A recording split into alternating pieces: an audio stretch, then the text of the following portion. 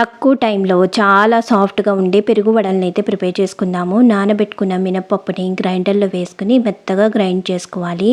టేస్ట్కి తగ్గట్టుగా సాల్ట్ వేసుకుని పిండి మంచి గుల్లగా ఉందో లేదో చెక్ చేసుకున్న తర్వాత పావు కప్పు పెరుగులో కొద్దిగా సాల్ట్ వాటర్ వేసుకుని పల్చటి మజ్జిగలాగా ప్రిపేర్ చేసుకోవాలి. ఇలా ప్రిపేర్ చేసుకున్న తర్వాత మనం ముందుగా గ్రైండ్ చేసుకున్న పిండిలోంచి కొద్దిగా పిండిని తీసుకుని గారెల్లాగా ప్రిపేర్ చేసుకుని వేడి ఆయిల్లో వేసుకుని మంచి గోల్డెన్ బ్రౌన్ కలర్ వచ్చేలాగా గారెల్ని ప్రిపేర్ చేసుకోవాలి.